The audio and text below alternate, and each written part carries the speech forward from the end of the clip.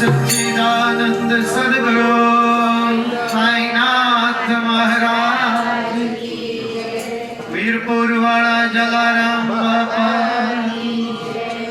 श्री गजानंद महाराज की जय।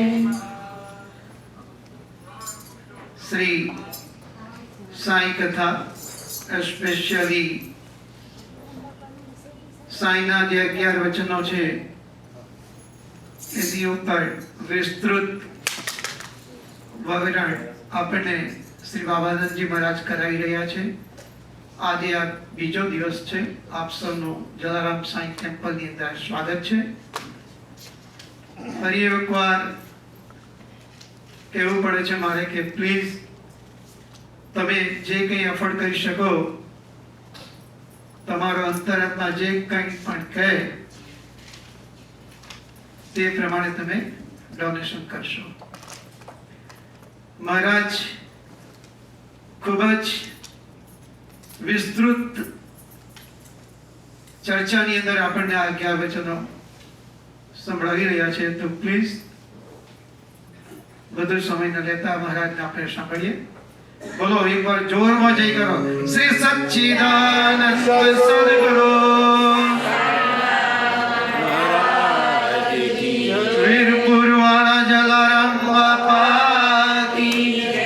गजानंद महाराज की जय।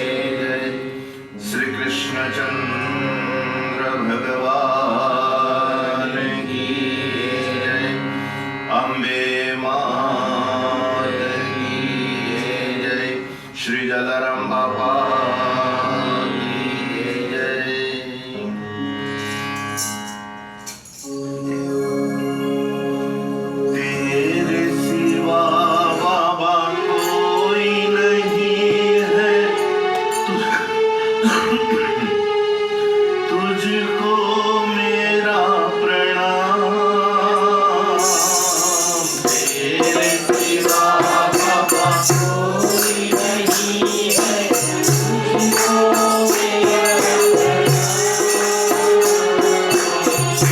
तेरे सिवा बाबा कोई नहीं है, तुझको मेरा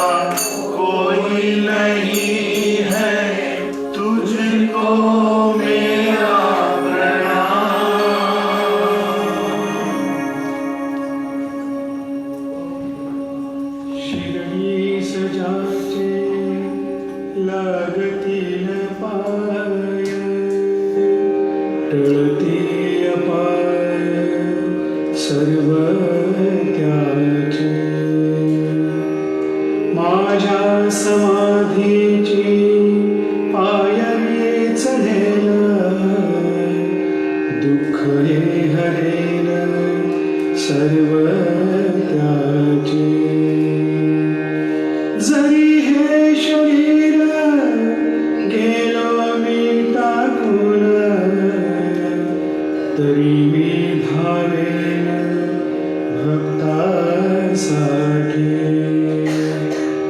नवसास माझी पावेन समाधी, धरा दृढ बुद्धी माझ्या ठाई.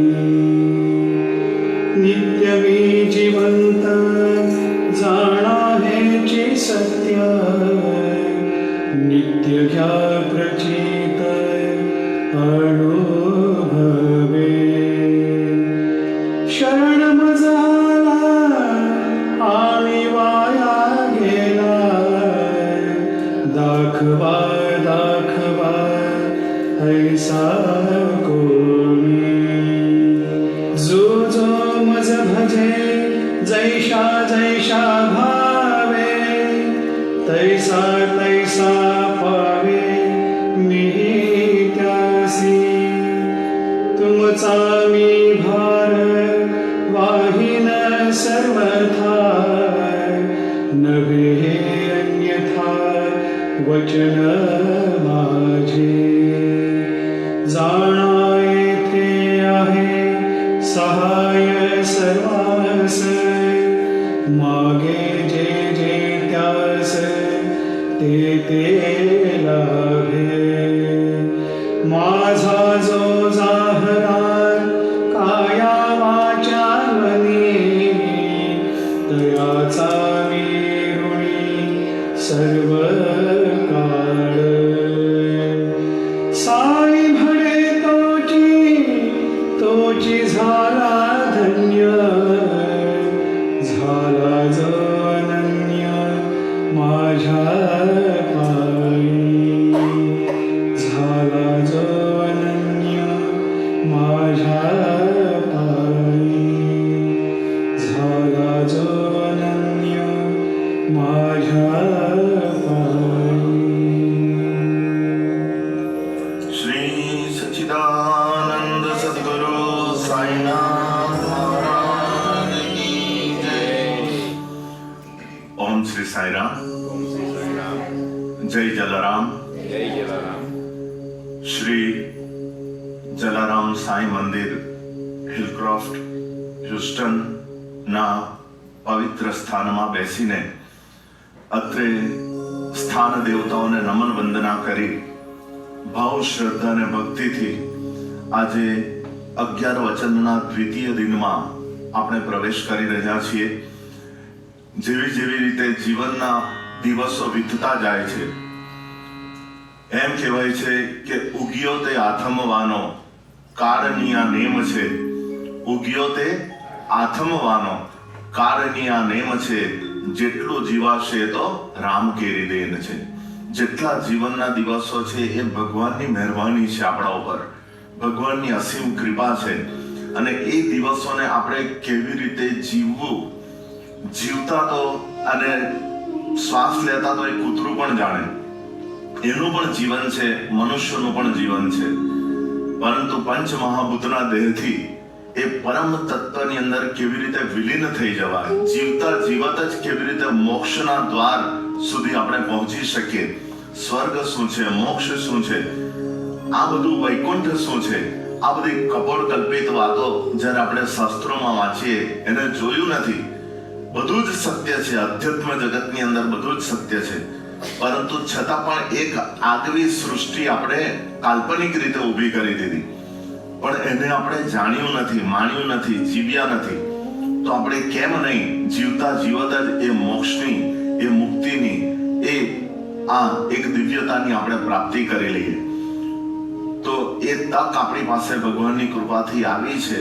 અને મૂર્ખ હોય કે આવી બધી વસ્તુ જીવનમાં જ્યારે આવું દૈવી કૃપા, વરસાદ વરસતો હોય, ધોમધકતો તાપ હોય અને વરસાદ વરસતો હોય, ત્યારે કોઈ મૂર્ખ છે કે છત્રી ઉપર ધારણ કરે, માથા ઉપર છત્રી લે, કોઈ મૂર્ખો છે? એટલો બધો તાપ હોય, ત્રસ્ત હોય તાપથી, અને જ્યારે શીતળ પાણીની બુંદો આકાશમાંથી વરસતી હોય તો ભીંજવાનું જ મન થાય.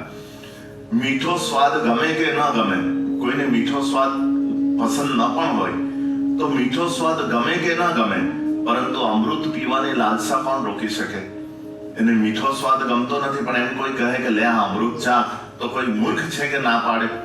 બની જ નહીં શકે, ઇમ્પોસિબલ, શક્ય જ નથી. એ પીવાની એ લાલસા રોકી નથી શકતો. તે જ રીતે આ બધી જ અત્યાર સુધીમાં આખો કહેતો ને, તમે સાંભળ્યું છે ને આખો, એક મૂર્ખને એવી ટેવ, પથ્થર એટલા પૂજે દેવ, તુલસી દેખી તોડે પાન, નદી દેખી કરે સ્નાન, તિલક કરતા 53 થયા, જપ માળાના નાકા ગયા, કથા સાંભળી ફૂટ્યા કાન, તોય ના આવ્યો બ્રહ્મ જ્ઞાન. આ ક્રાંતિકારી કવિ છે, આખો છે અધ્યાત્મના ઉચ્ચ શિખર ઉપર વિરાજમાન. એની પદ્ધતિ કબીરજીની જેવી રીતે, કબીરજીની પદ્ધતિને પણ કોઈ જાણી નહીં શકેલું, કારણ કે આપણે બાહ્ય વસ્તુ જોઈએ છે, ઉપરનો દેખાડો જોઈએ છે. આ જે કંઈક જે નજરથી દેખાય છે એ ફક્ત સૃષ્ટિ નથી, એક આખી સૃષ્ટિ અધ્યાત્મની બીજી પણ છે જે છુપી છે. એમ કહેવાય કે રહસ્યના પડદા ફાડી તો જો, રહસ્યના પડદા ફાડી તો જો, ખુદા ક્યાં નથી જરા હાંક મારી તો જો, ઈશ્વર ક્યાં નથી જરા હાંક મારી તો જો. આટલા જ ભૂલી ગયા. બસ તમારો આ પ્રેમ, આ તાળીઓ નથી પણ તમારા આશીર્વાદ છે એવું હું સમજુ છું. તો ઈશ્વર ક્યાં નથી જરા હાંક મારી તો જો. અને એ ઈશ્વર આપણી સામે પ્રત્યક્ષ હાજર હજુર, એને એ આપણાથી જીવ અને શિવ અલગ છે જ નહીં. આ તો આપણી મૂર્ખતા છે કે જીવ અને શિવને અલગ માનીએ છીએ. શિવ નામના 2 કલ્યાણકારી અક્ષરમાંથી ઈની માત્રા કાઢી નાખો, શું થાય? શવ. શવ થઈ જાય. શિવ વિના જીવનું અસ્તિત્વ જ શક્ય નથી, શબ્દ થઈ જાય. તો આપણું પરમ ભાગ્ય છે, પરમ સૌભાગ્ય છે કે 3 દિવસની અંદર આપણને ભગવાન એટલો બધો લાભ આપે છે, એટલું બધું, ઘણું બધું જાણ્યું અધ્યાત્મમાં, ઘણા બધા શાસ્ત્રોની કથાઓ સાંભળી, ઘણું બધું જાણ્યું, છતાં પણ હજુ રહસ્ય બંધ બની જ રહ્યું છે. તમે માનો કે ન માનો, આ મારી સાથે પણ છે અને તમારી સાથે પણ. આપણે ગમે એટલો દંભ કરીએ પણ બધું હજુ સુધી પડદા તો ઉઠ્યા જ નથી, કારણ કે એ અધ્યાત્મ સૃષ્ટિને આપણે દર્શન જ નથી કર્યા. અત્યાર સુધીમાં મેં તમને કહ્યું ને, છીછરા પાણીમાં છપછપિયા કર્યા કરીએ. હજુ ઊંડા પાણીમાં ગોતા મારવાનો તો હજુ આપણું બાકી છે. હજુ તો બાલ મંદિર છે, સમજો છો ને? હજુ તો બાલ મંદિરમાં એડમિશન લીધું, હજુ તો આપણે આગળ વધવાનું છે, હજુ તો ગ્રેજ્યુએટ થવાનું છે. અને ગ્રેજ્યુએટ થતા થતા એક જન્મ કાફી નથી, અને એક જન્મ પણ કાફી છે. અરે 1 સેકન્ડમાં પણ મળી જાય. એક જે ટોચ છે, જે ગ્રેજ્યુએશન છે, એક જન્મ જો માણસ ધરે ને તો એના માટે કઈ અશક્ય નથી. પલ મેં મિલ જાતા હૈ, પલ મેં. આંખનો એક એમ આંખ પલકાવીએ ને એને નિમેષ કહેવાય. આંખની પલકાર મારીએ ને એને નિમેષ માત્ર કહેવાય. સેકન્ડનો પણ અમુક ભાગ આંખનો પલક એમ ઝબકાવીએ એટલી વારમાં પણ મળી જાય એ ટોચ. પરંતુ કરને વાલા चाहिए, समझने वाला चाहिए, प्रयास करेंगे तो जरूर मिलेंगे. हाँ, भगवान कहे ने एक कदम आगे बढ़ीनो तो जो, एक कदम मेरी ओर बढ़ोगे मैं आपकी ओर 10 कदम, लेकिन एक कदम बढ़ना तो पड़ेगा. આપણે ત્યાં જ બસ આપણે બેઠા બેઠા આ મળે તે મળે શક્ય નથી. કોઈ પણ વસ્તુમાં પ્રયાસ વગર કઈ જ શક્ય નથી. પુરુષાર્થ હોય તો જ આપણને ફળની પ્રાપ્તિ થાય. તો ચાલો, આ બધી એક દિવ્યતાની વાત છે. આજે ગુરુવાર, સાંઈ ચાલીસામાં એમ ગયું છે કે વાર ગુરુ શુક્ર રવિએ નમતા, સવારે બપોરે ને સાંજે જે ભજતા, તેને ઘરે આવી વસતા બાબા, નમો કર જોડી પ્રભુ સાંઈ બાબા. વાર ગુરુ શુક્ર અને રવિ, વાર ગુરુ શુક્ર રવિએ નમતા, સવારે બપોરે ને સાંજે. આપણે માટે તો દરેક વાર ગુરુવાર ભાઈ, દરેક વાર, એક સેકન્ડ આપણે માટે ગુરુવાર છે. એવું નહીં, એ તો 7 દિવસનો એક ગુરુવાર. ગુરુનો વાર એટલે ગુરુને સમર્પિત થવાનો દિવસ, અને એને માટે કોઈ દિવસ નથી હોતો, રાઈટ? એક સેકન્ડે ગુરુનું સ્મરણ કરીને, એને સન્મુખ રહીને, મનથી તનથી એક આજ્ઞા ચક્રની ઉપર દ્રષ્ટિમાં આપણે ગુરુનો સદગુરુનો એક ચિત્ર અંકિત કરીને સદગુરુને કહીએ. ગુરુ અને સદગુરુ આ બંનેમાં ફરક છે પાછો. હા, ગુરુ અને સદગુરુ આ બંનેમાં અલગતા છે. ગુરુ એટલે સાંસારિક દુનિયાવી જ્ઞાન આપણને આપે, શિક્ષક આપણા ગુરુ કહેવાય. અને સદગુરુ એટલે પોતાના અધિકારી શિષ્યને સમર્થ સદગુરુ અજ્ઞાનતાના અંધકારમાંથી બહાર કાઢીને દિવ્યતાના પ્રકાશપુંજ તરફ લઈ જાય, એ સદગુરુ કહેવાય. એ અંધકાર એ શિષ્યને ભટકવા નથી દેતો. ગુરુ ધોબી શિષ્ય કાપડા સાબુન સર્જનહાર, પ્રેમ શિલા ઉપર ધોઈએ નિક્ષે જ્યોતિ અપાર. પ્રેમ શિલા ઉપર ધોઈએ નિક્ષે જ્યોતિ અપાર. પરંતુ આજે તો ગુરુઓની હટડી લાગી છે. ગલી ગલીઓમાં ગુરુ, બધા હાર. પોતાની જાતને હકીકત છે, આ વાસ્તવિકતા છે, નડી કડવી વાસ્તવિકતા. આજે તો ગલી ગલીઓમાં. અને આપણે શું કરીએ ખબર? ભૂલ આપણી જ છે, એ લોકોની નથી. આપણે જેટલા જ્ઞાની હોય ને તેને બધાને આપણે ગુરુ બનાવી દઈએ. જે હવે વિદ્વતા તો જ્ઞાન તો એક સામાન્ય વસ્તુ છે. જે જ્ઞાની હોય ને એને આપણે સદગુરુ પદે આપણે સ્થાપિત કરી દઈએ. પણ એ મોટામાં મોટી ભૂલ છે, યાદ રાખજો. આપણે અધિકારી શિષ્ય બનીએ ને તો સદગુરુને શોધવા જવાની જરૂર નથી. ગુરુ આપોઆપ સામે ચાલીને આપણી પાસે આવે શોધવા માટે કે આજ આખું મેરા છે. ઢૂંઢને કી એમને ઘણા બધા મેં તો ગુરુ જ નથી કર્યા, અરે ગુરુ નથી કર્યા, શું કામ છે? એ આવશે, તમે પહેલા શિષ્ય તો બનો. આજની પરિસ્થિતિ એવી છે કે ગુરુ લોભી શિષ્ય લાલચી, દોનો ખેલે દાવ, દોનો ડૂબે બાવરે ચઢી પથ્થર કી નાવ. પોતે પણ ડૂબે અને શિષ્યને પણ ડૂબાડે. ઘણા બધા ગુરુઓ. હવે વ્યાસપીઠની મર્યાદા ભંગ થાય એટલે એક અંધે दूसरे को क्या रास्ता दिखाएगा, एक अंधा दूसरे को क्या अंधे को दूसरे अंधे को क्या रास्ता दिखाएगा. પોતે ભટકેલો હોય બીજા ભટકેલાને શું રસ્તો બતાવવાનો? પણ આજે ગુરુ સદગુરુનો વાર, સદગુરુ એક એક ક્ષણ આપણે સદગુરુને સમર્પિત થવાનો દિવસ. બસ મન સે માન લેવો. તમે દીક્ષા મળે કે ના મળે, સદગુરુ મળે કે ના, સદગુરુ તો છે જ, તો જ આપણે અહીં બેઠા છીએ. એની કૃપા છે તો જ આપણે આવા બધા જિંદગીના આયામો, અધ્યાત્મના રસ્તાઓ આપણા માટે ખુલતા જાય છે. હા, એટલે એવું નહીં માનવાનું કે મને દીક્ષા નથી મળી, મારે મંત્ર દીક્ષા, वो ठीक है, लेकिन ये भी तो कुछ कम नहीं है. ये भी कुछ नहीं कम नहीं. सदगुरु मेरा सुरमा करे शब्द की चोट, मारे गोला प्रेम का हरे भ्रम की ओट. हरे भ्रमણા ને જે ભાંગે સદગુરુ. તો કહેવાનો મતલબ કે આજે ગુરુવાર, વાર ગુરુ શુક્ર રવિ અનંતામાં આખું અઠવાડિયું આવી જાય. સમજો છો ને? વાર ગુરુ શુક્ર રવિ, રવિ એટલે 3 દિવસ નહીં, પૂર્ણ જીવન. વાર ગુરુ શુક્ર રવિ એટલે એની અંદર બધું જીવન આપણું આવી જાય. તો સવારે, બપોરે ને સાંજે. સવારે એટલે બાલ્યાવસ્થા, બપોર એટલે યુવાવસ્થા અને સાંજ એટલે વૃદ્ધાવસ્થા. આ 3 દેહની અવસ્થા છે. આ 3 અવસ્થા સવારે, બપોરે ને સાંજે જે બચતા તેને ઘરે આવી વસતા. ઘર એટલે ઈંટ ચૂના રેતીનું બનાવેલું ઘર નહીં, આ દેહ છે, બોડી આપણી. એને ઘરે આવી અંતરાત્મા, આપણું હૃદય, એની અંદર એકવાર વસી જાય ભગવાન પછી. અને એ તો હાથ ખુલ્લા રાખીને ઉભો છે ભાઈ, કે હું તો ખુલ્લો હાથ રાખીને ઉભો છું, તો આવતો ખરો મારી પાસે. પછી જો ક્યાં હોતા હૈ.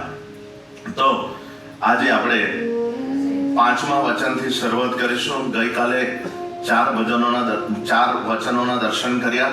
હવે 5મા વચનથી આપણે શરૂઆત કરીશું. આ 11 વચન એટલે જીવનના 11 સ્ટેપ છે, 11 પગથિયા છે. હવે તમે વિચાર કરો કે જેમ આપણે પગથિયા ચડતા જઈએ તો કેમ જઈએ? એ જ પગથિયા આપણને ઉપરની તરફ લઈ જાય, એટલે અધોથી ઉર્ધ્વ ગતિ તરફ, નીચેથી ઉપરની તરફ. ઉપર એટલે સમજો છો ને, જે જીવનનું ધ્યેય છે, જે લક્ષ્ય છે, ઉર્ધ્વ ગતિ. અધો છે, નીચેનો ભાગ છે. આપણા પ્રાણ મૂલાધારમાં જ રહે મોટે ભાગે. અને જેમ જેમ આધ્યાત્મિક સાધના કરતા જાય ને તો મૂલાધાર, સ્વાધિષ્ઠાન, મણિપુર, અનાહત, વિશુદ્ધ, આજ્ઞા અને સહસ્ત્રાર, નીચેથી ઉપરની તરફ પ્રાણ આપણા આગળ વધવા માંડે. તો આ શરીરના 7 ચક્રો છે, તેમ આધ્યાત્મિકતાના 11 સ્ટેપ છે, 11 સ્ટેપ. તો એ જેમ જેમ પગથિયા 1, 2, 3 જેમ જેમ ચડતા જઈએ તેમ તેમ ઉપરની તરફ ગતિ કરતા જઈએ, અધોથી ઉર્ધ્વ ગતિ તરફ. તો આપણું સદભાગ્ય છે કે મનુષ્ય જન્મ લેવો અને અલ્પ સમયની આયુ મર્યાદામાં એને યોગ્ય ન્યાય આપવો એ ખૂબ જ કઠિન કાર્ય છે. હકીકત છે, અલ્પકાલીન કેટલા દિવસ આંગળીના વેઢે ગણાય એટલા વર્ષો, એટલા દિવસ, કેટલા શ્વાસ આપણી પાસે બાકી બચ્યા છે. એક દિવસની અંદર 24 કલાકમાં આપણે 21,600 વખત શ્વાસ લઈએ અને 24 કલાકની અંદર આટલા શ્વાસો આપણા પલકવારમાં વીતી જાય. 24 કલાક એક દિવસ ઉઠ્યા, કામ કર્યું, સૂતા, ટીવી જોયું, આ કર્યું, તે કર્યું, જીવન વ્યવહારના કામો કર્યા, પૈસા માટે પ્રયત્ન કર્યા, અર્થોપાર્જન કર્યું અને 24 કલાક આપણા પૂરા, 21,600 શ્વાસ આપણા વ્યર્થ. તો ભગવત કૃપાથી આવો સુલભ સંયોગ આપણને પ્રાપ્ત થાય અને આપણી નાદાનીને કારણે આ યોગ સરકી જાય તો આપણો આત્મા આપણને કદી માફ કરતો નથી. અંદર બેઠેલો આત્મા ચાહે છે કે આ શરીર દ્વારા તું આવું કઈ કાર્ય કર. અંદર આ શરીરમાં આત્મા આવ્યો છે તો એ આત્મા શરીર પાસે કઈ અપેક્ષા રાખે છે. હવે આપણે અહીં આટલી સરસ જગ્યામાં આપણે ન આવીએ તો એ આત્મા આપણા શરીરને કોસે કે અરે મૂર્ખ, તું શાને માટે નહીં ગયો. આત્મા તો જઈ શકતો નથી અને જાય તો પછી હરિઓમ તત્સત થઈ જાય. બરાબર, બોડી વગર, શરીર વગર આત્મા જઈ નથી શકતો. તો આત્મા શરીરની ઈચ્છા રાખે કે તું જા તો મારું આત્મા કલ્યાણ થાય. બરાબર, શરીરને તો કોઈ લાભ થતો નથી ને, એને તો કોઈ લાભ નથી થતો. ફાયદો કોને થાય? આત્માને, અંતઃકરણને. તો એટલે માટે જ્યારે આપણે નથી જતા, આવો લાભ જ્યારે ભગવાન પ્રાપ્ત કરાવતા હોય અને શરીર એ સ્થાન ઉપર નથી જતું તો આપણો આત્મા આપણને કોસે, આપણને આપણી ફરિયાદ કરે કે આ શાને માટે હવે તક જતી કરી. તો આ વચનો બાબાના આપણા તરફના પ્રેમની અભિવ્યક્તિ છે. એના એક એક શબ્દમાંથી પ્રેમ ટપકે છે. જુઓ, પ્રેમની અભિવ્યક્તિ જે આદાન પ્રદાન, પ્રેમનું આદાન પ્રદાન છે, તો એ એક એક શબ્દમાંથી પ્રેમ ટપકે છે. પ્રેમ સ્વરૂપા સાંઈના ભક્ત બનવા કરતા પ્રેમી બનીએ તો પ્રેમ સાગરમાં એકરૂપ થવાય. બરાબર, જ્ઞાની બનીએ એના કરતા પ્રેમી થઈએ તો સાંઈ ભક્ત હોવું એ કોઈ બહુ મોટી વાત નથી. સાંઈના ભક્તો આજે અનેક છે, અનેકો છે. સાંઈના ભક્તો એટલા બધા છે, સાંઈને માનવા વાળા ઘણા છે, પરંતુ બાબાને જાણવા વાળા કેટલા? કોણ સમજ સકા હૈ इसको? કોણ સમજ સકા હૈ? જાણવા વાળા આંગળીના વેઢે ગણાય એટલા બી નથી. માનવા વાળા તો બહુ ઘણા બધા, લાખોની સંખ્યામાં. શિરડીમાં આજે જે ભક્તોની ભરમાર થાય છે અને મોટે થોડું બાબાના નામનો મંત્ર જાપ ઠીક છે કરો, પરંતુ આવી રીતે મોટે બીજાને ડિસ્ટર્બ થાય એવી રીતે મૌન બનીને બાબાના દર્શન કરવા જઈએ તો ઓમ શ્રી સાંઈ શરણમમાં મનમાં જાપ કરતા ચાલો. કોઈ મોટે નામ સ્મરણ કે કોઈ હાહાકાર કરવાની કોઈ જરૂર નથી. ભગવાન તો શાંતિ પ્રિય છે. જેટલા મન શાંત અને ચિત્ત શાંત, આપણી વાણી શાંત, એ રીતે આપણે ભગવાનના સન્મુખ જઈએ તો ભગવાનને પ્રસન્નતા થાય. એ બૂમા બૂમ, બરડા આ બધું જે બૂમા બૂમ કરી આપણે તો મોહે દેખત આવે હાંસી, પાनी के बीच मीन प्यासी. मोहे देखत आवे हांसी, पानी के बीच मीन प्यासी. जानते ही नहीं कि भगवान के सन्मुख जाने में हमें कैसा जाना चाहिए, हम जानते ही नहीं. तो ભગવાન આદેશોને અનુસરવું એ મોટી વાત છે. બાબાને માનવું એ મોટી વાત નથી. અનુકરણ નહીં, અનુસરણ થવું જોઈએ. સમજો છો ને? ધીમે હજુ તો વચન ચાલુ નથી થયું પણ એની પૂર્વ મીમાંસા છે આ. કારણ કે આ બીજા દિવસનો સ્ટેપ, આપણું ધોરણ જરા હવે શું કહેવાય, આપણે બાલ મંદિરમાંથી પહેલા ધોરણમાં આવ્યા. આજે પહેલું ધોરણ શરૂ થયું. સ્લેટ ને પેન લઈને આપણે બેઠા છે. પહેલા તો ખાલી પેલું પ્લે ગ્રુપમાં જ હતા અત્યાર સુધીમાં. તો આજે પહેલું ધોરણ છે. એટલે અનુકરણ નહીં, અનુસરણ થવું જોઈએ. ઘણા બધા તમે જોતા નથી બાપાને જેમ માથા પર કપડું બાંધીને, બધા એવો પહેરવેશ પહેરીને, દાઢી બનાવીને, બધા હાથમાં ચીમટો અને આવો હાથમાં કમંડળ પકડીને બધા બાબાના જેવા સ્વરૂપ લઈને બધા નીકળે છે. હશે જે હશે તે, આપણે એની કોઈની નિંદા કરવાની જરૂર નથી. તો આ પ્રમાણે જે પ્રમાણે એટલે અનુકરણ કરે છે. ભગવાન કેવા છે તેવું નહીં, ભગવાન શું છે એ જાણી. તો અનુકરણ નહીં, અનુસરણ થવું જોઈએ. તો વ્યક્તિના આધ્યાત્મિક વિકાસના 3 મુખ્ય પાસાઓ છે. આધ્યાત્મિક વિકાસના 3 પાસા: મનન, ચિંતન અને નિધિધ્યાસન. ભગવત ચિંતનથી હંમેશા આત્મ કલ્યાણ સદાય છે. સમજો, ચિંતન, ભગવત ચિંતન, જેવી રીતે ગાય ઘાસ ખાય અને વૃક્ષની નીચે બેસીને એને વાગોડે તો જ એ જે વાગોડે છે એમાંથી જે રસ ઉત્પન્ન થાય છે એનાથી જ એના શરીરનું પોષણ થાય છે, ઘાસથી નહીં. એ વાગોડવાથી જે ખાધેલું ઘાસ ફરીથી બેસીને એને વાગોડતી હોય ગાય અને એના દ્વારા એનું શરીરનું બંધારણ પોષાય છે. તો ભગવત ચિંતનથી ચિંતા ઘટે છે. જો અત્યારે આપણે અહીં આવ્યા, તમારા માથા પર કેટલું ટેન્શન, ઘરનું ટેન્શન, ધંધા રોજગારનું ટેન્શન, કેટલું બધું ટેન્શન, પણ એ ચિંતન કરવાથી અહીં બેસીને આપણું મગજ એકાગ્ર થાય, ધ્યાન એકાગ્ર થાય એટલે ચિંતા દૂર હટી જાય. આ જ છે. એક વખત અંધકારે ભગવાન પાસે ફરિયાદ કરી, અંધારો ભગવાન પાસે ફરિયાદ કરી કે ભગવાન આ સૂર્યનારાયણને, પ્રકાશને કહો ને, સૂર્યનારાયણને કહો ને કે હું જ્યાં જાઉં છું ત્યાં મારી પાછળ ને પાછળ આવે છે. એક કાલ્પનિક વાત છે. અંધકારે ભગવાનને ફરિયાદ કરી કે તમે એને કઈ કહો કે જ્યાં જાઉં છું ત્યાં મારી પાછળ જ આવે છે. એટલે ભગવાને સૂર્યનારાયણને બોલાવ્યા અને ભગવાને જે અંધકારની ફરિયાદ હતી એ સૂર્યનારાયણને કહી કે ભાઈ કેમ તું આ અંધકાર ફરિયાદ કરે છે કે તું એ જ્યાં જાય છે ત્યાં તો એની પાછળ ને પાછળ આવે છે. તો સૂર્યનારાયણે કહ્યું કે અંધકાર એ વળી કોણ? એ વળી કોણ? કયો અંધકાર અને કેવી વાત? મેં તો આજ સુધી અંધકારને જોયો જ નથી. સીધી વાત છે. સૂર્યનારાયણ પ્રકાશ પ્રગટે અંધકાર अपने आप दूर हो जाता है. એને જોયો જ નથી કે અંધકાર એ કોણ, કોણે ફરિયાદ કરી અને અંધકાર છે કોણ, શું અસ્તિત્વ છે એનું. કહેવાનો મતલબ એ જ છે કે ભગવત ચિંતનથી ચિંતા ઘટે. જ્યારે ચિંતન થાય તો ચિંતા રૂપી અંધકાર આપોઆપ દૂર થઈ જાય. ભગવત ચિંતા એ સહસ્ત્ર કોટી સૂર્ય છે. યાદ રાખજો. આવું શાસ્ત્રમાં બધું જ છે, પરંતુ એમાં પદ્ધતિ અલગ છે.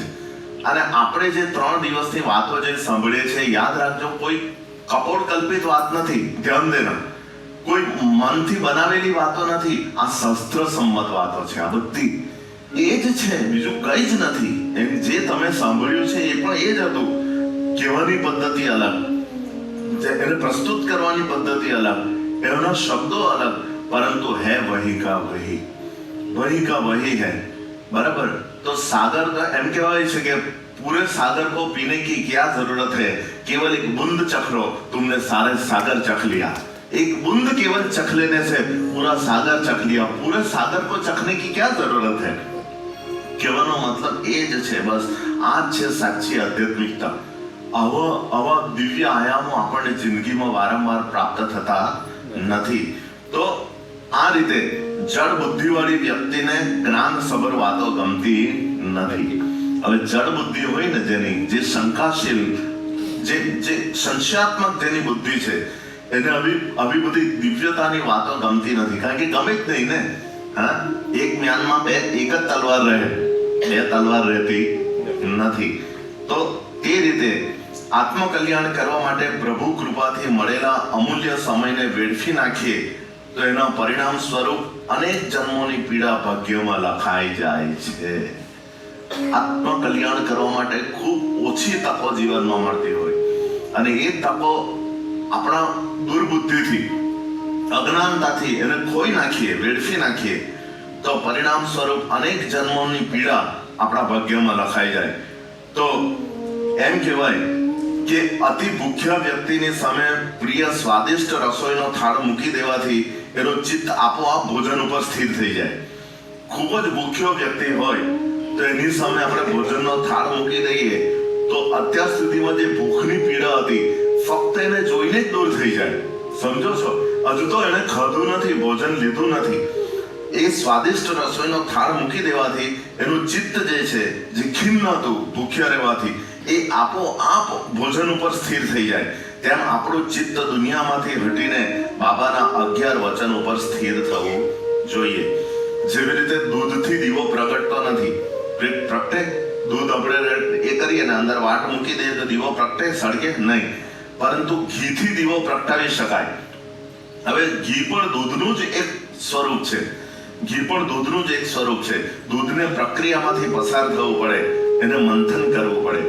તેવી રીતે મનને મંથીએ, મનોમંથન કરીએ ત્યારે આપોઆપ અંદર જો અંતઃકરણમાં અંધકાર છે એ આપોઆપ દિવ્ય પ્રકાશની અંદર પરિવર્તિત થઈ જાય. તો આવો 5મા વચન તરફ આગળ વધીએ. ખૂબ આનંદ આવે છે. ભગવાન જે હું પણ નથી જાણતો કે ભગવાન વ્યાસપીઠ ઉપરથી કેવા કેવા શબ્દ. અને એક વસ્તુ યાદ રાખજો કે શ્રોતાઓ જેવા હોય ને બાબા વક્તવ્ય પણ એવું જ અપાવે છે. જેવા જેવા સુપાત્ર શ્રોતાઓ. આ હેમંતને પૂછો કેટલી જગ્યા પર આ પણ જે ઊંડાણથી જે અમુક એક વસ્તુઓ જે ભગવાન બાબા આ મારે પણ શીખવાનું છે અને આપણે બધાએ શીખવાનું છે, જાણવાનું છે. પહેલા જાણીએ અને પછી શીખીએ અને પછી જીવનમાં ઉતારીએ. તો આ રીતે 11 વચનોમાં 5મું વચન તો નિત્યમે જીવંત જાણા હેચી સત્ય નિત્ય ધ્યા પ્રચિત અનુભવે. નિત્ય જીવંત હું છું સત્ય અનુભવ એનો લેજો નિત્ય. સમજો 5મું વચન કાલે આપણે 4 વચન બાબાના આશીર્વાદથી પૂર્ણ કર્યા. આનંદ ઉઠાવ્યો, એક દિવ્યતાનો આનંદ, આપણને આપણા ચહેરા ઉપર ખુશી, હસી. તો 3જા વચન અને આ વચનમાં વિરોધાભાસ છે. જાણ્યો તમે? 3જું વચનમાં શું હતું? ભલે ગયો હું છોડી શરીર. 3જા વચનની અંદર ભગવાન એમ કહ્યું એક તરફ કે ભલે ગયો હું છોડી શરીર, ભક્ત કાજ થઈ દોડી શરીર. અને આ વચનમાં ભગવાન એમ કહે છે કે નિત્ય જીવંત હું છું સત્ય. એક તરફ કહે છે કે મેં શરીર છોડી દીધું અને બીજી તરફ કહે છે કે હું જીવંત છું. આ બંને વચનો વચ્ચે વિરોધાભાસ છે. એક વચન અલગ અને બીજું વચન અલગ. હવે આ શરીર છોડવાની વાત છે અને નિત્ય જીવંત હોવાની વાત છે. વિરોધાભાસ કેમ? सत्य स्वरूप दर्शन करे जीवन सफल बनाए भक्ति बाबा साईं की सबसे सुगम उपाय. तो એક રીતે કે ભગવાને વિરોધાભાસ એટલે શરીરના અનિત્યપણાની બ્રહ્મ સત્ય જગત અસત્ય. બરાબર? જે જગત છે એ અસત્ય છે પરંતુ બ્રહ્મ સત્ય છે, બ્રહ્મ તત્વ. તો એક વખત હું ફ્લાઇટમાં આવતો હતો તો મારી આગળ હવે એક તો ઇંગ્લિશમાં આવડે નહીં બોલવાનું, ઇંગ્લિશમાં ફાવે નહીં. તો પેલી એર હોસ્ટેસ હતી ને, ઘણો ટાઈમની વાત છે. તો એર હોસ્ટેસ હતી તો આગલા કોઈ પેસેન્જર હતો, કોઈક અંદર પ્લેનમાં સફર કરનારો. તો એણે કંઈક રેડ જ્યુસ, ખબર નહીં શું હોય તો ખબર નહીં, પણ મેં જોયું કે એને ગ્લાસમાં કંઈક રેડ કલરનો જ્યુસ ભર્યું અને પેલાને આપ્યું. એટલે મને પીવાનું મન થયું કે આ રેડ જ્યુસ છે શું? ખબર રેડ જ્યુસ દેખાય એટલું સરસ કે મને બી પીવાનું મન થઈ ગયું. મેં કહું ચાલ નજીક આવે ને એટલે હું પણ માંગુ કે ભાઈ મને આ રેડ જ્યુસ આપો. હવે ખબર નહીં એને શું કહેવાય ને, સાનો જ્યુસ ને પલ્પ હતું કે ફ્રૂટનું હતું કે રામ જાણે. પણ મેં કહું કે હાથમાં આવે તો જરાક ટેસ્ટ તો કરીએ. જે હોય તે નહીં, જે હોય એટલે ઊંધું નહીં સમજતા પાછા તમે. મેં તો પાછું તમારે હું જાણી ગયો એકદમ સ્થિર થઈ ગયા એકદમ. એટલે હું પાછો સમજ પણ હવે થોડો તો ખ્યાલ આવે ને કે શું કયું જ્યુસ છે તે. તો એટલે મને એમ વિચાર આવ્યો કે ચાલ હવે નજીક આવે એટલે માંગુ. એટલે મેં વળી ભંગું તૂટું ઇંગ્લિશ, એક તો અડધું પૂરું પાદરું આવડે નહીં. એટલે જેવી આવી ને એટલે કંઈક ઇંગ્લિશમાં મને કંઈક કહ્યું એટલે જાણી ગયો કે કંઈક પૂછે છે. થોડું ઘણું તો આવડે હવે ભાઈ, થોડું ઘણું તો ભંગું તૂટું તો આવડે. એટલે મેં કહ્યું કે મને રેડ જ્યુસ આપો. તો કે રેડ જ્યુસ નો, તો શું કે મારી પાસે નથી એમ કરીને ના કહી દીધું. રે મનમાં વિચાર કરું પેલાને આપ્યો ને મને ના કેમ પાડે. એટલે મને બહુ મને એટલું દુઃખ થયું. મેં કહું કે આ કંઈક બીજું કંઈક કહેવાતું હશે એને. એટલે હવે એની સાથે હવે ઇંગ્લિશમાં આપણે એને શું ખટપટ કરું. એટલે ચાલ એપલ જ્યુસ આપી દે. મેં કહું ચાલ કઈ નહીં. હવે મારું મન ચિત્ત બધું રેડ જ્યુસમાં રહી ગયું. એટલે પછી એ ત્યાંથી આ જે ટૂર હતી એ પતી ગઈ અને દમણની અંદર મારો 11 વચનનો કાર્યક્રમ હતો. હવે બાપાએ જોયું કે આને લાલ જ્યુસ પીવાનું મન થયેલું છે. હવે એ કેવી રીતે, તો એ દમણની અંદર એક બેન આ 11 વચનનો સત્સંગ સાંભળવા આવ્યા ને એ લાવ્યા તો મારા માટે રેડ જ્યુસ લઈ આવ્યા. એટલે એને મને કહ્યું કે આ જ્યુસ છે તમે પીઓ. એટલે જેવું એ જ્યુસ જોયું તો આ કલર ને પેલો કલર મને મેં તો આ બાપાએ જોયેલું કે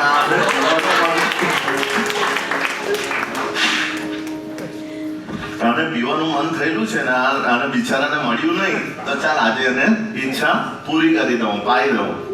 અને એ બેન રેડ જ્યુસ લઈને આવ્યા. અરે મને એમ થાય કે એક એક ગતિવિધિની ભગવાનને કેટલી બધી ખબર છે, બધું જ જોયા કરે.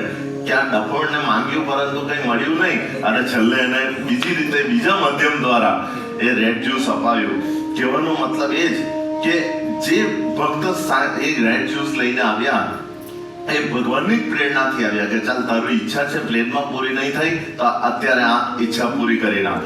તો નિર્ગુણ નિરાકાર, સગુણ સાકાર, નિર્ગુણ નિરાકારનો સ્વરૂપ એટલે પ્રહલાદજી ને હિરણ્યકશ્યપુ, બરાબર, એ પણ ભક્ત હતા. નિર્ગુણ નિરાકારને સગુણ સાકાર માન્યા. જેવી રીતે પ્રહલાદજીએ થાંભલાની અંદર કીડીને ચાલતી જોઈને હિરણ્યકશ્યપુ, બરાબર, તો એની અંદર જે થાંભલો ફાટ્યો અને ભગવાન પ્રગટ થયા નૃસિંહ અવતાર અને હિરણ્યકશ્યપુનો વધ કર્યો, તો એ પથ્થરની અંદર પણ જે નિરાકાર છે એની અંદર પણ પ્રહલાદજીની દ્રષ્ટિથી આકાર જોઈ લીધો. બાબા એમ કહે છે કે નિત્ય જીવંત હું છું સત્ય. પ્રહલાદજીને ખબર હતી કે આ થાંભલો ભલે અગ્નિથી તપાવ્યો છે, પરંતુ કીડીની લાઈન જે થાંભલા ઉપર ચાલતી જોઈ એના દ્વારા પ્રહલાદજીને ખાતરી હતી કે નહીં, મારો પ્રભુ આ જે સ્થૂળ વસ્તુ છે એની અંદર પણ જીવંત છે. એટલે તરત જ શંકા કર્યા વગર પ્રહલાદજીએ કહી દીધું કે હા, આ થાંભલાની અંદર પણ મારા પ્રભુ છે. અને જ્યારે થાંભલો ફાટ્યો અને ત્યારે નૃસિંહ ભગવાન પ્રગટ થયા. એટલે નિર્ગુણ નિરાકારમાંથી સગુણ સાકાર સ્વરૂપ પ્રગટ થયું અને ભક્તના શ્રદ્ધાની લાજ ભગવાને રાખી. તો આ રીતે થાંભલો ફાટ્યો. તો અંધકાર એ સૂર્યનો અસ્ત નથી, પરંતુ આપણી ભ્રમણા માત્ર છે, બરાબર ને? શરીર છે કે નથી એ જોવાનું કામ આપણું નથી. શરીર સ્થૂળ છે કે પછી એ અનિત્ય છે તે જોવાનું આપણું કામ નથી. તો અંધકાર એ સૂર્યનો અસ્ત નથી, પરંતુ આપણી ભ્રમણા માત્ર છે. તેમ અવતારનો દેહ લુપ્ત થાય છે, અવતાર કાર્ય નહીં. અવતારનો દેહ લુપ્ત થાય, અવતારનું કાર્ય અત્યારે પણ ભગવાન આપણી સાથે એક લીલા જ કરી રહ્યા છે, અવતારનું કાર્ય જ કરી રહ્યા છે. એમાં કોઈ જીવને પરમાત્મા પ્રાપ્તિ માટે દેહ જરૂરી છે. દેહ નાવ છે અને આત્મા નાવિક. જુઓ, જીવને પરમાત્મા પ્રાપ્તિ માટે દેહ તો જોઈએ, દેહ વગર પરમાત્મા પ્રાપ્તિ થતી નથી. પરંતુ ભગવાને એનું જ પ્રમાણ આપ્યું કે નિત્ય જીવંત હું છું સત્ય. પછી મારો દેહ દેખાય કે ના દેખાય, હું પ્રત્યક્ષ હોઉં કે પરોક્ષ હોઉં, પરંતુ હંમેશા છું તમારી સન્મુખ. હા, તો આ રીતે સાઈ ઈશ્વર રૂપ થે પર ન કહે ભગવાન, અલ્લાહ કો માને પ્રભુ, દાસ સ્વયં કો માન. ભગવાને કોઈ વખત પોતાનું સ્વરૂપ પ્રગટ નથી કર્યું. ભલે કોઈ ભિક્ષુકના વેશમાં હોય કે કોઈ પણ વેશમાં હોય, એમણે સ્વરૂપ પ્રગટ નથી કર્યું. એક વખત વલસાડમાં 11 વચનનો પ્રોગ્રામ હતો મારો. એ વચન પૂરા કરીને અમે બધા અમારી સાથે, તમે જાણો છો કે મારી સાથે એનો સંગીતકારોની ટીમ છે, તો લગભગ 11:30-12 જેવા થયેલા. તો અમે રાતના 11:30-12 એટલે અમે બધા મ્યુઝિશિયનોને ઉતારતા હું છેલ્લો ઘરે પહોંચું એટલે ગાડીની અંદર સામાન હતો, બધું પતી ગયેલું. એટલે સામાન હતો, બધી જ વસ્તુઓ હતી અને બધા સંગીતકારો અંદર બેઠેલા. એટલે પહેલા સીમાબેન અમારા જે છે અહીંયા આવેલા, એ સીમાબેનનું ઘર પહેલું આવે. એટલે ત્યાં સ્ટેશન રોડ ઉપર હું અમારી ગાડી થોભી અને એમનો સામાન એ ઉતાર્યા, સામાન ઉતારતા હતા. બીજી બધી બધા લોકોએ ગિફ્ટ આપેલી, એ બધું ઉતારતા હતા. તો તે સમયે હું એમ જ બેસી રહેલો આગલી સીટ પર. એટલે મેં જોયું કે સ્ટેટ બેંકના એટીએમ પાસે એક વ્યક્તિ પોતાનું શરીર ઘસડતા આગળ મારી સામે ને ગાડી પાછળ, એટલે એ શરીર ઘસડતા જમીન સાથે આખું શરીર ઘસડતા આગળ વધતા હતા. શરીર આગળ નીકળતા હતા. એટલે મારી પાસે કોઈકે નાસ્તો આપેલો, શક્કરપારા અને બીજું કંઈક પૂરી જેવું હતું. એટલે આ બધું કામ ચાલતું હતું, એ લોકોનું ઉતારતા હતા. એટલે મેં શક્કરપારા અને પૂરી લીધા અને એમને આપવા માટે ગયો કે ભાઈ તમે ખાઈ લેજો. એટલે આ તરફ હું ગાડીમાંથી નીચે ઉતર્યો. એ વ્યક્તિની નજર સ્ટેશન બાજુ, એટલે સ્ટેશન રોડ એટલે આગળ સ્ટેશન હતું, રેલવે સ્ટેશન. એટલે એમની નજર સામે, હું એમની પીઠ પાછળ. હવે જેવો હું ગાડીમાંથી નીચે ઉતર્યો ને હજુ એમની નજીક પણ જાઉં, વચ્ચે ડિસ્ટન્સ હતું 5-10 ફૂટનું, તો હજુ એમની સામે ગયો નથી. તો અચાનક એમના મુખમાંથી નીકળ્યું ઓમ સાઈરામ. આ રીતે મુખમાંથી નીકળ્યું.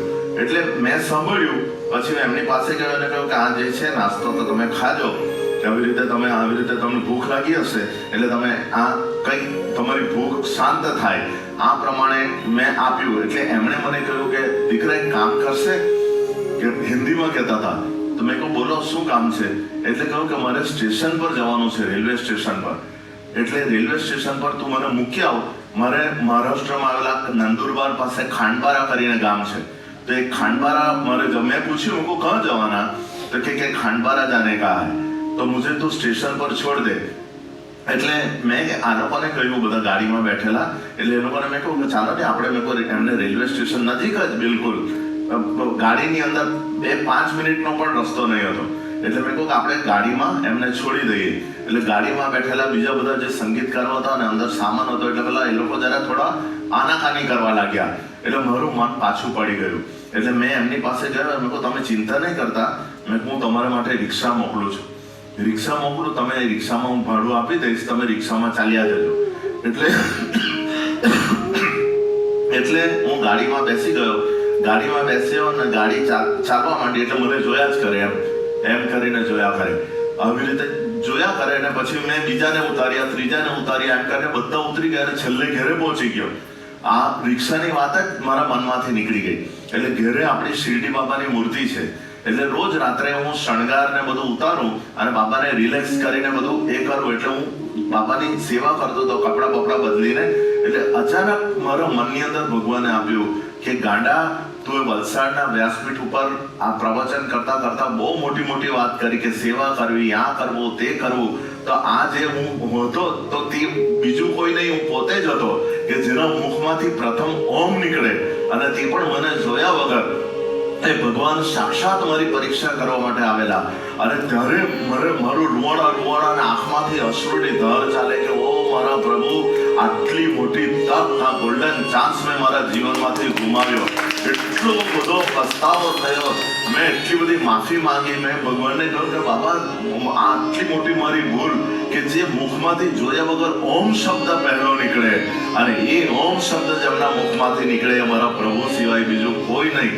અને પરીક્ષા લેવા માટે આવેલા કે એ જે બોલે છે જીવનમાં આચરણ પાલન કરે છે કે ફક્ત વાતાના ગગોડા જ મારે છે, કે ફક્ત બોલવા પૂરતું જ બોલે છે, કે વાણીનો ઉપયોગ જ કરે છે, કે જીવનમાં આચરણ તો કંઈ કરતો નથી.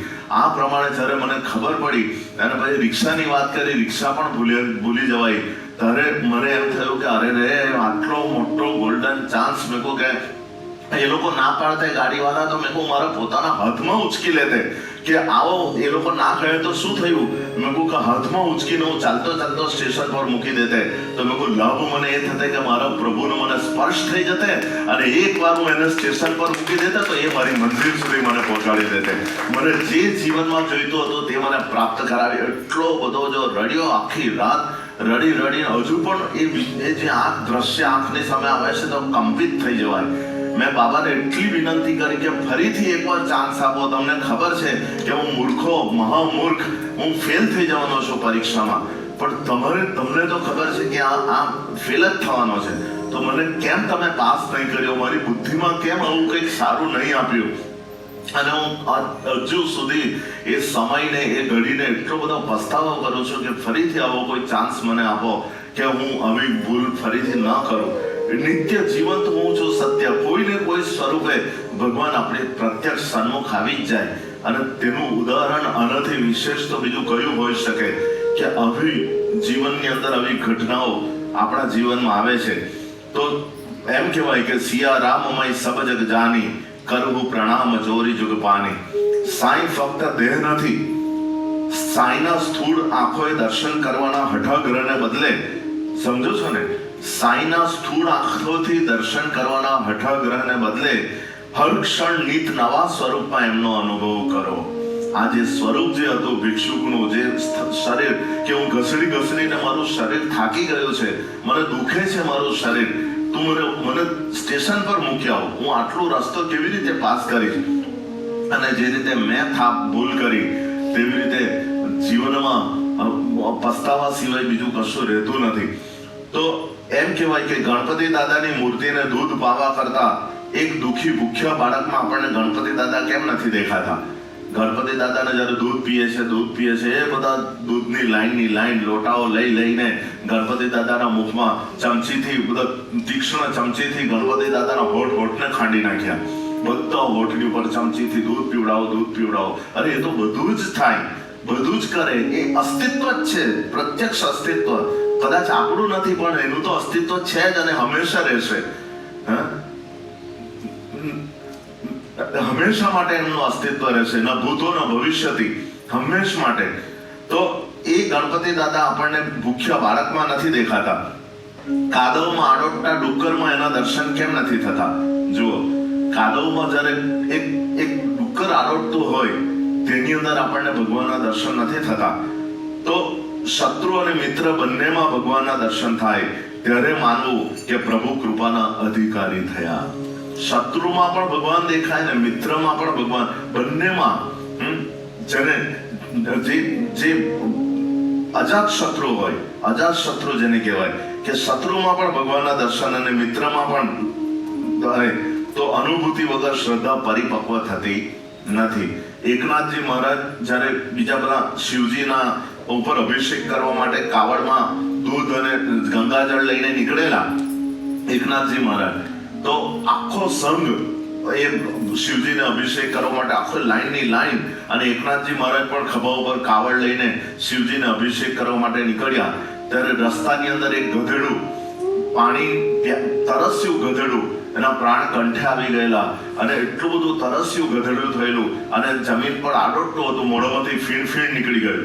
અને ત્યારે બીજા બધા સંઘ જે હતા, બધા કાવડિયાઓ ભોલેનાથને પાણી અર્પણ કરવા માટે, જળ અર્પણ કરવા માટે, એ બધા પેલા ગધેડાને જોઈને મુખ ફેરવી ગયા. બધા હર હર મહાદેવ કરતા જાય, ગધેડાને જોતા જાય અને ફરીથી એના તરફથી દુર્લક્ષ આપીને આગળ વધતા જાય. એકનાથજી મહારાજ જ્યારે એમની એક ગધેડાની બાજુમાં આવ્યા ત્યારે એમણે પાણી વગર તળવડતા એ ગધેડાને જોયું.